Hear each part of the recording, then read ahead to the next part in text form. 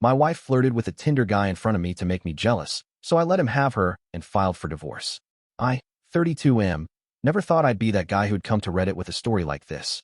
But I guess life has a way of humbling you when you least expect it. My wife, Amber, 29F, and I have been together for 6 years, married for 4. When we first met, I was instantly attracted to her confidence.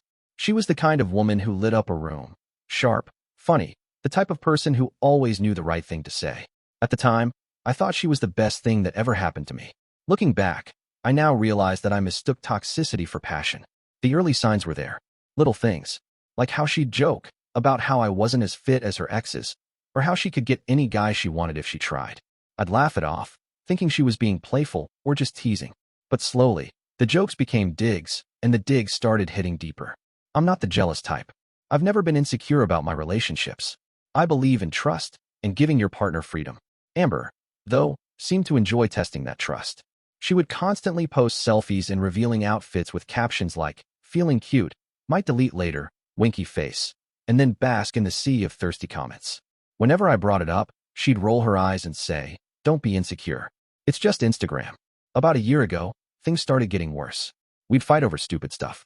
I'd come home from work to find her already 2 glasses of wine deep, scrolling through her phone, completely ignoring me. When I'd ask how her day was, she'd respond with a cold "fine" and go back to whatever random TikTok she was watching. We stopped having sex.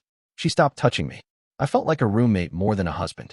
Then 3 months ago, I noticed she was extra giggly with her phone, always turning the screen away. She'd take it into the bathroom. At night, I'd hear the faint sound of notifications, and when I turned to look, she'd quickly flip it over. I asked her directly if she was talking to someone else. She said, "You're being paranoid. Grow up." But the worst came 2 weeks ago. She told me she was going to a girls' night out, which I encouraged, honestly. I wanted her to have her space. But a mutual friend, Leah, saw her out with a guy, holding hands, laughing like they were on a first date.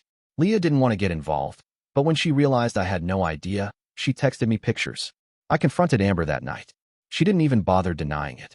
She just looked me in the eye and said, "Maybe if you gave me a reason to stay interested, I wouldn't have to look elsewhere." That broke something in me. I didn't yell. I didn't cry. I just shut down. I realized I was done chasing someone who clearly enjoyed hurting me. But the final straw? Last Friday, she said she wanted to work on things and suggested a date night. I agreed. Maybe part of me still hoped we could fix this until we got to the restaurant. Midway through dinner, she said, "Hey, I invited a friend I've been talking to. I think you two should meet."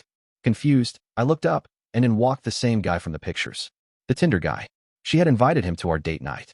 She smiled, smug, and said, "He's just a friend. Don't be jealous." She then started flirting with him right in front of me, touching his arm, giggling, making sexually suggestive jokes, all while keeping one eye on my reaction. That's when it hit me. She wasn't trying to hide anything anymore. She wanted me to get mad. She wanted drama. She thrived on chaos. And for the first time in a long time, I didn't give it to her. I just smiled and said, "Well, if he's your type, go for it." She blinked. "What? You heard me," I said. "You clearly want him more than me. So be with him." And then I stood up, paid for the meal, looked at the guy, who seemed very uncomfortable now, and said, "Good luck, bro. You're gonna need it." The moment I walked out of that restaurant, something shifted inside me. I didn't feel angry or betrayed. I felt free. I went straight to a 24-hour diner, ordered a coffee, and sat there in silence for almost 2 hours. My phone buzzed a few times, Amber, of course. A few messages like, "Seriously? And you're so dramatic." No apologies, no remorse. Just that same passive-aggressive energy she'd been feeding me for years. I ignored her. When I finally got home, the house was dark. She wasn't back yet. I went into the bedroom, packed an overnight bag, grabbed some important documents, and left.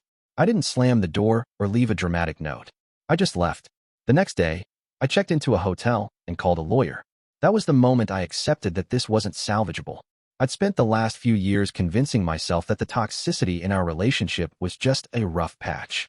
I'd made excuses for her childhood trauma, her stress, her anxiety. But somewhere along the line, I'd forgotten that I was allowed to have peace too. 2 days later, Amber called me, not to apologize, of course, but to ask, "So what now? You just walk out." I told her I was filing for divorce.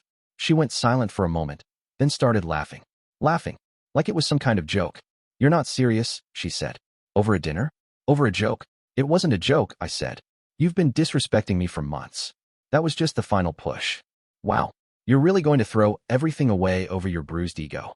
No, I told her. You threw it away. I'm just finally walking away from the fire. That's when the anger kicked in for her. She screamed at me over the phone, called me weak, said I couldn't handle a real woman, accused me of being emotionally unavailable. It was like all the years of toxicity condensed into one phone call. I hung up. After that, I went completely no contact. I told my lawyer to handle everything. I blocked her on social media, changed my passwords, and cut off mutual friends who tried to mediate. I was done being the emotional punching bag. But here's the kicker. About a week into the separation, I got a message from the Tinder guy. I guess Amber didn't expect me to walk away so easily, and when I did, she started trying to cling to him instead. According to his message, she'd been blowing up his phone, showing up at his work, acting like they were suddenly in some great love story. He told me, and I quote, "Dude, I didn't know she was married. I thought you were her ex already. She said you were just a controlling loser she was trying to get away from." I wasn't even surprised. That was her MO, manipulate, blame, and then cry victim when it didn't go her way. He said he was cutting things off because she was intense and emotionally unstable. I wished him well. Poor guy. Meanwhile, Amber kept trying to contact me through different numbers and emails. First it was angry, then it was desperate. Then she tried the guilt trip route. "I miss you. We can fix this. You're just throwing everything away." I didn't respond. For once in my life, I wasn't reacting emotionally. I wasn't trying to explain myself. I wasn't trying to fix someone who clearly didn't want to be fixed. I just let the silence do the talking. And it was loud. 2 weeks after filing for divorce, something strange happened. I started sleeping better. No more tension in my chest. No more walking on eggshells in my own home. No more wondering who she was texting or what mood she'd be in when I walked through the door. It was like I could finally breathe for the first time in years. It's incredible how quiet peace can feel when you've lived in chaos for so long. Amber didn't take the silence well. She kept pushing. Messages from unknown numbers. Fake accounts on Instagram. Even tried to rope in her mom to talk some sense into me. Her mom, who once told me Amber's mood swings were just part of being a passionate woman. Passion isn't emotional abuse. It's not gaslighting. It's not sleeping with other people to get a reaction. And it sure as hell isn't inviting your affair partner to dinner like it's some twisted reality show. But that's what Amber thrived on, drama. And when I stopped feeding it, she started unraveling. About a month into the separation, she showed up at my work. Just walked into the parking lot and waited by my car. I ignored her, got in, and drove off. She called me later screaming, "You won't even talk to me now?" After 6 years. I didn't respond. A few days after that, she sent me a long email. It was the usual cycle: blame, pity, guilt, and finally, some hollow apology about how she wasn't in a good place mentally and how she only flirted with that guy to feel something again. She claimed she was just trying to wake me up, like I'd been in a coma and not suffering under her toxic behavior for the past 4 years. She said I was cold, heartless, and taking things too far. Too far. You invite a guy you met on Tinder to our marriage-saving dinner and flirt with him in front of me, and I'm the bad guy because I decided I don't want to play your twisted games anymore? Yeah, okay. I didn't reply. I forwarded the email to my lawyer and kept it moving. Fast forward to now, the divorce is finalized. I kept the car, got my name off the mortgage, thank God, and took most of the savings because I could prove emotional infidelity through messages and photos. She tried to fight it, but even her own texts backfired on her. She once wrote to the Tinder guy, *, "He's boring. I want to see how far I can push him before he snaps." *, "Well, I didn't snap. I left." And that's what really got to her. Since the divorce was finalized, she's gone radio silent. I heard from a mutual friend that the Tinder guy blocked her, too.